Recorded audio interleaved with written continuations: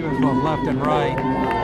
See a little Williams action. Get over to Lamette. Lamette's going to take the Justin Hirschfeld, lefty, Robert Seaver, and we're off.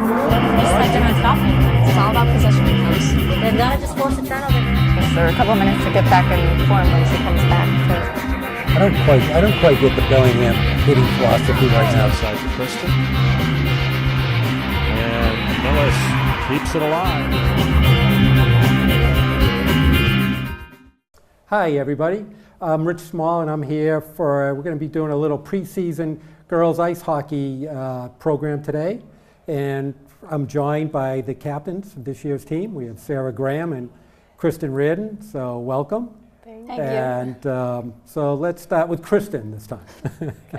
So Kristen, why don't you just tell me a little bit about how long you've been playing hockey and just some of the other sports you're also interested in playing? Mm-hmm. So I'm a junior. I've been playing hockey since I was around 10 years old. I used to play soccer, but now I just play hockey year-round.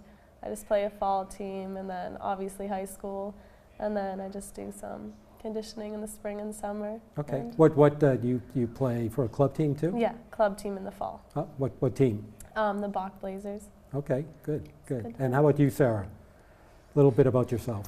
Oh, I am a senior. I've been playing hockey probably since I was around 5. I don't actually quite remember. I know I learned to play when I was very, very small, but so that's how long I've been playing hockey. I've also played soccer my whole life. I played with the high school team this fall, and I also play lacrosse. I think I started lacrosse in middle school.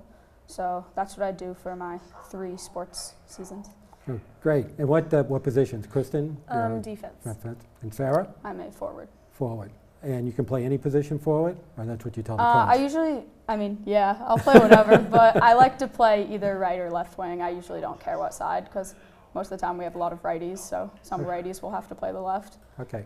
So you guys are the captains this year, first-time captains. Yep. So this is your 4th year on the team, and Kristen, this is your 3rd year on the team, I'll take a guess? It's actually my 4th, I think, because I played you're 4th. as an 8th grader. So. Oh, okay. All right, so this is your 4th. So being captains, what has changed the way that you're approaching this year? Why don't we start with you, Sarah? Oh. Well, I guess our role has definitely obviously changed on the team, but I guess from being on the team since, as a freshman and for Kristen as an 8th grader, you kind of learn all the ins and the outs, all the things that you should be doing and, how a team should be operating. So I think every year you learn more, and we've gotten to the point where hopefully we do know what we're doing. And I guess, we went into this knowing what we want to get done, and we've had great captains in the past to, lead by example, and I guess we just hope to do the same and take the program far. So to that, how many new kids are in the program this year? 3. Yeah. So Kristen, do you do anything special with the new players, or how do you establish yourself as a leader of the team? I've been trying to talk to them more, obviously, and we try to get them involved, teach them our traditions, get all the girls to talk to them, because it is hard to make it obviously you're an incoming freshman and there's only one incoming freshman right now, and the 2 other girls are from a different town. But the one incoming freshman, obviously, that's terrifying. You're coming onto a varsity program since there's only one team, and you don't know what you're getting into. You don't know any girls, so we're just trying to make it as welcoming as we can for her, and I think she's really enjoying it. So good. So as captains, how much interaction do you have with the coaches? Oh. Is it more or less or the same, or so what do you do? I would say more. Yeah. So what type of things do you do with the coaches now? We just relay their information to the team. We're just we are the voice of the team from the coaches, obviously. So obviously we'll have to talk to them more, and we organize everything for the team. So it's more I don't know what the word I'm looking for is. Yeah. I don't know. But to that, you help motivate the players, and so how do you do that besides just speaking with them? Just like leading by example on the ice, just going hard like in every drill, and like trying to keep everyone like upbeat and like getting them to go hard. Like we don't like when people slack off, so we just try to lead and by especially example. especially like, you know, if a captain's not working their hardest and they're not doing everything that they can do to make the team better, it will just reflect badly on the team, and they'll think that they can slack off, and we don't want any of that, Right. obviously. So So that means you two guys have to show up every practice, Yeah. yeah, every minute on the ice, Yep. and lead by example, right? Mm-hmm. Well, that's good. You're going to do that. yeah, and it'll make us better too, you know. So It will be. So how do you, so last year you guys had a very successful year. You almost made it to the Garden, almost. almost. So what are the expectations this year? Or what are your goals? Let's put it this way. So what goals have you set for the team this year? Well, I want to get to the Garden. You know, in a selfish way, it's my last year, but you know, I want everyone on our team to experience that, and I've heard about it. I've heard from everyone. I've heard from, you know, my brother, you know, played at the Garden but didn't win, and like I've heard from other sports teams who've won a state championship, and I think everyone on our team does like want to have that feeling. So I want to do everything possible to get us to that point. So I I mean, agree. And what do you Yeah. think? That's always like been like a main goal of mine, and now Dream, that like yeah. we're captains, like it's so surreal. Like wow, like we're like basically like in control of like trying to get us there, and like we want us to like achieve that goal before Graham leaves, obviously, because it's so sad that she's leaving. But that's our main goal, and obviously like other goals, like we just want the team to like be one. Like we just yeah, and we want to we're have fun. okay, yeah. We want to have fun for Yep. sure, you know, and just like we want to win because most of the time, you know, that obviously will bring success, but we have fun when we're winning, and I just want to see, you know, different girls sort of get really into the program, I guess. So it seemed last year you were a very tight group, Yeah, I think so. and so what type of things do you? So what are some of your traditions? You spoke before just to teach the kid that you can talk about. You don't have to tell us everything. Oh, but- no, we don't. Come on. Well, we usually try to do something at the beginning of the season, right after tryouts, to like just, you know, we'll have a team. Well, we have team dinners all the time, but we'll try to have a longer one at the beginning of the season. Like, Yeah. sometimes we watch a movie and. Like team sleepovers, just like Yeah. little stuff. Like we do like even honestly just like listening to the music in the locker room. Like we all like know specific songs. Like everyone learns like the songs we know, and like we all just like have so much fun in the locker room, and like let's see, what else do we do? Morning practice like oddly bonds you. Does it? Morning practice. Just getting up at 4 with everyone else. yeah, with everyone, and then just we get breakfast. getting into the locker room and like seeing which girls like are just so dead and which Yeah. ones are like oddly so energetic in the morning. Yeah. I don't know. It's kind of a funny. So you Funny should, thing. I know a little about it, but you should tell everybody. So what is your practice schedule? Is quite demanding. So what is it? So Mondays are 4. good. Yeah, 4 it's o'clock in good. the afternoon. Yep. It's reasonable. Tuesdays at 9:10 at night. I believe. Wednesdays we usually have games. Thursdays Lift at we 4 have o'clock. off ice lift Okay. at 4. Fridays 5:20 in the morning. It's a good time though. Saturday nights games, and Sundays we are off. That's a lot. That's and you know, and the reason before what I've asked you when you began, typically, particularly with hockey, it's such a skilled sport that you have to start very early in your lifetime to learn how to skate, Yeah. to even get on the ice and play at any sort of competitive level. So, but Adam, so how does that work as far as it from a sports standpoint? How do you rank the sports that you play? Is hockey different than soccer, let's say? Yes. Or how do you compare those two? I think hockey, there's so much more like extra things that go into it. Like, and like you were saying, like, you know, first of all, like you need to be able to skate if you even want to play, you know, like you can pick up soccer, you can pick up lacrosse, like anyone can run, but not everybody can skate. Right. So, I mean, you start there, and then, you know, girls hockey I think is different because there's not like a lot of opportunity compared to different sports. So I know that I think there's like, you know, when we were growing up, there's like one girls team with the youth program. I played with the boys until I was like 12, I think. And then there is club hockey that, you know, you can get into, and it's very competitive, which is a great thing because I think that not a lot of people play it, so it does make it even more competitive, which I do like about the sport. But obviously, you know, I'd love to see more girls playing at the same time. Now, Chris, you said you now just basically are just playing hockey now, so Yeah. you must enjoy playing. Yeah. I don't know. I used to play soccer, but I realized that I just wanted to put all my time into this because there is so much you need to do. Like, you need to put, like, there's edge work, you need to learn how to stick handle, like shooting, like all of this takes like a lot of time, and like you have to get to the rink. Like, unlike other sports, like you can go outside and practice, where hockey, like you need ice. I mean, you can practice shooting, but whatever ice time you can get, you like have to take. So right now, just so, what's your proudest achievement so far? Within Let's just say at the high school playing hockey. What's the thing you're most proud about?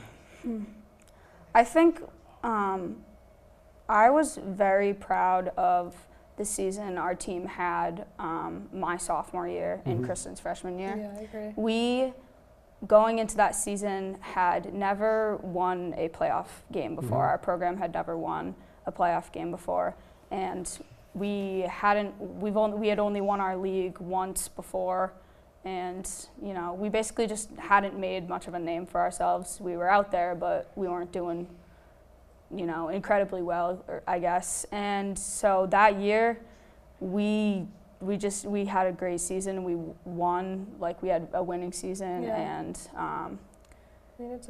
everybody had so much fun that year. I thought we were really close, and we got the furthest we've ever got that year. We went to the semifinals, and awesome. Which was awesome to be able to go that far. And then obviously it was heartbreaking. We lost in double overtime, but to get that close. But I think ever since then, our program has had a much higher expectation for, you know, what we do expect, because, you know, last year we had another like amazing record, and we got not as far as that year, but, you know, we went to the quarters. So I think Pretty since close. that season, it's kind of upped the expectation. And that's good. Yeah. And how about you, Kristen? What's your fondest achievement? I like completely agree with Graham. Just the name we've gotten for ourselves, because in the past people just are like, oh, girls hockey, like whatever, like it's not a big deal, like they're not good, the boys team's amazing. But lately, like we've been trying so hard, and like all this work we've been putting into it is paying off, and people have been noticing. Like people from other towns come up to us when we do like our calendar sales. They're like, oh, like Medfield, like we hear like good things, like we're expecting great things this year, like we'll see you at the Garden. I'm like, oh, I hope so. That's great. So is there any one team you're shooting for this year? I don't know if we should say or not. Well, we play this year. We play a lot of teams that we've never played, or at least I've never played before, and you haven't either. But because I think it's great. We're playing a lot of teams that are very good and that are out of league. That's good. And I think that playing those teams should really help us out when it comes to, you know, we can play them like we're playing a tournament game, because those are the types of really great teams that we would see in a tournament game. So if we're able to do well against those teams, I think that's very good for us. I mean, particularly the way it's structured, all you have to do is get into the tournament. It really does, your record really doesn't matter once you get in the the tournament. number one seed got, you know, perfect record, knocked out first round. Because it's the opposition that they're playing. So I agree, the tougher schedule is going to really hold you in good stead for the tournament. Yeah. Just last question before we wrap up. College plans? You're gonna? I don't know what I'm doing yet. That's good. I'm applying regular decision for all of my schools, so I guess I won't hear back until April. How about hockey in college? Well, I think it'll depend on where I end up going, but if I can keep it a part of my life, that's 100% something that I want to do. So it'll depend on what school I go to, though. I know it's a little too early for you, but how about, would you like to continue to play hockey into college? Yeah, I've been like looking around at schools already. I don't know why, we're just going from school to school. But yeah, I'm hoping to, not like obviously D1, but that'd be amazing, but even just like club, because the schools I've talked to, like their club That's pretty programs good. are pretty serious Yeah, still. pretty Like good. they take it seriously. All the girls want to win, so whatever I can do. I'll do. Okay, all right.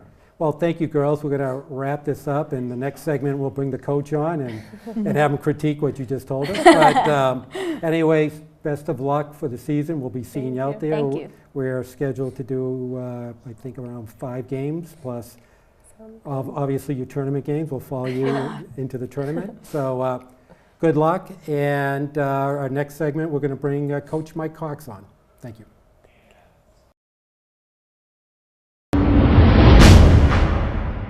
Medfield TV. Welcome back. We're here now with Coach Mike Cox. Welcome. Thank you. Good So you got to listen to your captains this year, and they yeah. seem like good captains. They are. Yeah, we're very lucky. 2 years in a row we've had a tremendous captain. So I know they're going to do a good job for us. We're not worried about them. Yeah, they seem good. So all right, let me start. So second year high school, coaching Medfield. Yeah. You had a very successful year last year. Yeah. What goals have you set for the team this year? Oh, I don't think we've really set any goals yet. It's way too early. We've really only had a week of practice, so we're right now just trying to get to know one another. I usually try not to set goals with teams until much later in the season, and then you have an idea of what you have. You don't want your expectations to be too low or too high, so I feel like it's better to wait a little while, get half a dozen or even a dozen games under your belt, and then kind of see where you're at before you set any type of goals. I mean, the goals are always the same. You want to play the best you can. You want to improve as the season goes along, and I think right now we're just kind of focusing on the first game and trying to put our best team out there for the first game. But coaches are process people, so they try not to look too far ahead, and we'll try to adhere to that this year again. So you're back on the ice. First game is Saturday. Do you guys play any practice games? Any games? No, we didn't have a practice game this year. We're allowed one practice game. Quite honestly, I would rather have the practice ice, that time that we would use for a scrimmage, as opposed to playing a scrimmage. I always feel like we never have enough time to get everything in we want for the first game. So the past 2 years we haven't had a scrimmage, and I think once we get a more veteran team and they've been around and know my system, and it gets easier for them, then we may try to slip in a scrimmage there. But for now, we'll just take the practice time and get better through practice. So what's kind of interesting is, for people that don't know, you had a long and I will say a successful career in coaching college. Yeah. I got to see quite a bit of it. In last year was your first year at the high school level. What was the biggest differences that you saw, or maybe there wasn't any between college and high school? No, there were a lot. So the first thing that I noticed, I hadn't coached high school hockey for almost 20 years, is the energy level. The energy level at high school is so much higher than it is in college. In college, there's a lot of things going on, and you're having to get your own meals and do your own laundry, and the studies are difficult, and you don't come to the rink every day with as much energy as you do when you're in high school, and you're under your parents' roof, and they're cooking you a good meal, and so I noticed that the energy is always very high. I love that. Like it's very rare that we have a practice where we don't have tons of spirit, and so that's good. It makes it easier to coach. You don't have to really motivate the kids as much. On the flip side, there's a much different. You have much different levels of players at the high school. You have kids who are potentially Division I players. Certainly a bunch of college players in the group, down to kids who are very novice, new skaters, and so it's hard to sometimes make sure that everyone is getting what they need in a high school practice. So that's the one thing that I've sort of noticed. We we tend to split the group up more in high school than we did in college. In college, everyone was kind of basically at the same level, and you could run full ice flow stuff with, you know, your first line and your fourth line. Here, it's a little different. You have to kind of manage that process a little bit more. So to that, to me, you're a very disciplined coach. You have a certain system you employ. Yeah. How do you actually put that in place? I can see in college a little easier. How would you put that in? I could see that being more of a challenge in the high school level, given the different skill sets, particularly from a system standpoint, because there are some things you want to do from a system standpoint that maybe some of the kids just can't even do. Or so how do you deal with that? Or you just don't? Yeah, the systems part isn't, I mean, we don't run, it's, even in college, it's not as if we ran a very complex system. It's, you know, our defensive zone coverage, even in college, was pretty basic, and our forecheck is pretty basic. So, like I said, the challenge comes more in the practices and trying to make sure that our tempo is high enough, that, you know, our goaltender is getting enough shots, that they're enough quality shots that they're getting, that we're pairing up people of equal ability so that they can compete against one another and get better. So there's a lot of, you know, it's like a math class where you have some kids are doing trigonometry and some kids are doing, you know, basic algebra, and we have all in between. So that's really more the challenge than the system. Like, we kind of cover our system in a day or two. It's pretty simple, and we kind of fine tune it during the games. But yeah, no, it's really about just making sure we get quality reps in practice. Yeah. So let's say, I know you just started last week on getting on the ice, but just as far as how many returning players do you have? So we have, I believe it's 12 returning players. Okay, Yeah. so you have a good nucleus coming back. Yeah, solid, yeah.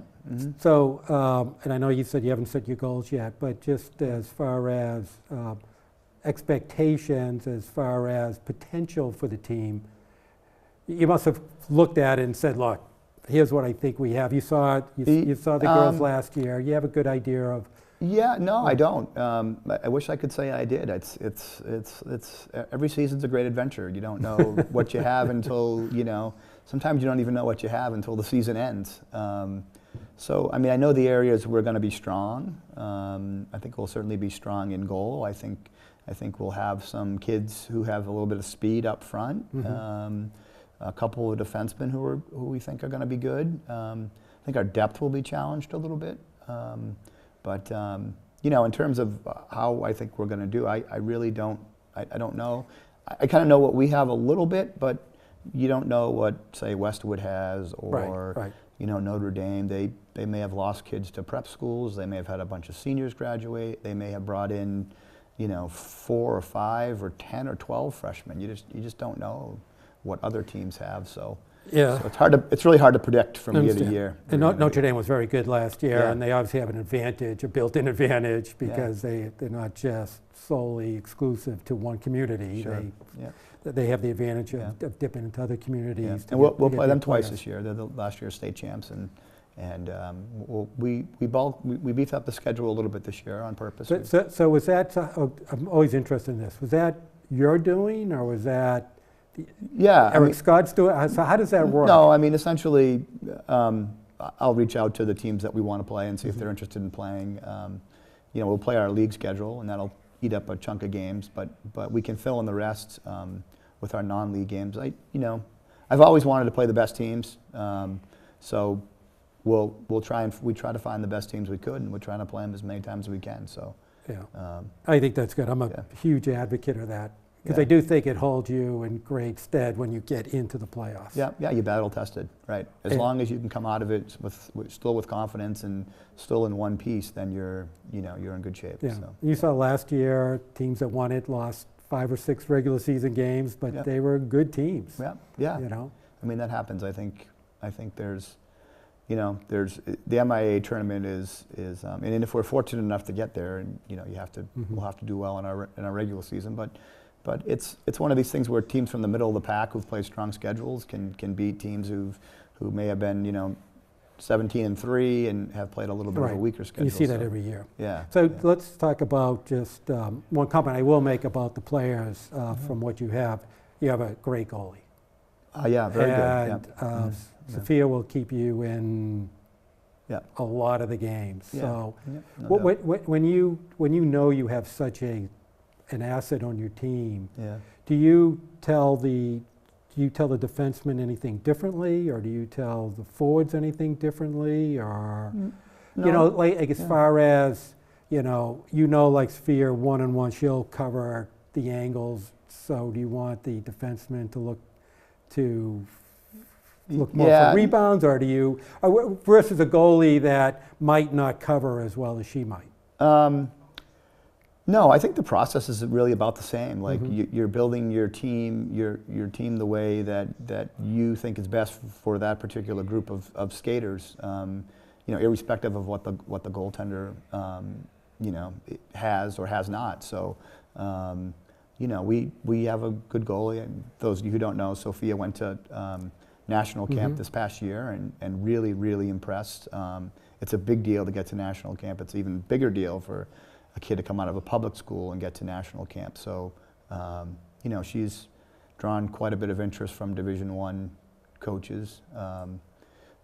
So she's obviously very talented and very strong, and we'll rely on her. But it's going to take more than just her to be successful, and goals are going to go in because it hits off someone's skate or off someone's back, or people are going to score, and we're going to have to find a way to minimize, our mistakes defensively and to put the puck in the net. We're going to need to score. So over the years, you've been coaching. How many years now? Probably about 25 or so. Yeah, and you don't look a day over 30. Yeah, no, I feel it. It feels like 40, but yeah. Has your coaching philosophy changed at all over the years? Oh, it's always evolving. Yeah. I think you have to evolve. How you treat players. How your systems evolve, how your practices evolve. I think you're always trying to stay ahead of the curve. So the great thing about coaching women's hockey is that women's college hockey in Division III is that we could take a lot of chances. So we were doing things like 10 years ago with our defensemen, activating our defensemen in a way that the NHL is finally catching up to, and we're playing a man-to-man defensive system, almost 15 years ago or 10 years ago, that a lot of the NHL teams are going to now. So you can really improvise a little bit while you're out there, and you can innovate a little bit, and there's not the pressure to win every night, so you don't really stay with what's tried and true. And the other thing about women's hockey is that the goaltenders are always ahead of the forwards. So you have to find innovative ways to put the puck in the net. So you're always thinking offensively, and I think we've been able to do things and innovate things that like I said, the way we activate our defensemen, the way we use our D on the in the offensive zone. That's unique, I think, to what other teams are doing. So that's great. Yeah. I have to ask you this question. So how much do you rely on your assistant coach? Yes. So for those of you who don't know, yes, a lot actually. So Sarah Small, Richard's daughter, is she played for me at Salve, and she's coached with me in the second year. So this is where I rely on her the most. She's obviously very talented on the ice. We think the same way, which is good. But it's really in communicating with our players. I tend to be rough around the edges and say things that are very blunt and to the point. And Sarah has a tendency to soften the blow. So if you've ever seen the movie Miracle, she's I'm the Herb Brooks, right. And she's the assistant coach there. Yeah, I can't think of his name right now, but that's kind of the dynamic we have. She always knows how to say the right thing and to communicate with our kids. So. Well, the good thing is she has the experience. So she does. She knows. She can tell you exactly. She knows. She can interpret what I'm trying to say. Yeah. Yes, this is what he said, but this is actually what he means. So I would also think having a female on the coaching staff too helps. Yeah, I mean we're always looking for the best people, so it doesn't matter if they're male or female. But we felt like when I first got this job, I knew Sarah was a Medfield person, but even if she hadn't been, she would have been one of the first people I would have reached out to see if, she's got a great future. She really does. I'm pushing her to to go on and be a head coach, and, hopefully she can. I think right now she likes. She does, she yeah. likes being with but, you. I'd like her to be a head coach so that she can hire me when, when I need the job. So yeah. There you go. Just one last question. If you had to, like I asked the captains, what right now is your highlight of your coaching career? Oh God, there's just so many. Like, great moments, of course. We won a national championship when I was at Harvard. Patty Kazmaier Woodwinners, which is the Hobie Baker. Watching kids play on the Olympic team that you coached. Developing the program at Salve, which when we left was really strong. But really, in the end of the day, it's really about the friends you make, the times that you have, and just really fortunate to have made so many good friends, and to now a lot of those kids are sort of coming of age, and they're adults now, and it's great to have an adult relationship with some of the kids I coach. So that's what coaching's all about. Yeah, it really is. I mean, it's about the little things. Like we sent 2 kids to national camp last year, and I was really happy for those kids, and just every year it's something different, and it's a big surprise every year. So well, okay. Yeah. That's great. Thank you for spending time. I know you have to get to your practice. Yeah. We look forward to another successful campaign. Yeah. We'll be following you with doing some of the games, and hopefully we'll get to go to the Garden along with you. Yeah. Well, we'll see. That's the goal for every team. So only 2 get there. So we'll have to work hard. Exactly. So this is Rich Small. I want to thank once again Coach Mike Cox, along with the captain Sarah Graham and Kristen Reardon. And you are watching a preseason girls ice hockey Medfield High School program, and best of luck for them in the coming season. Thank you. Double receivers both left and right. See a little Williams action.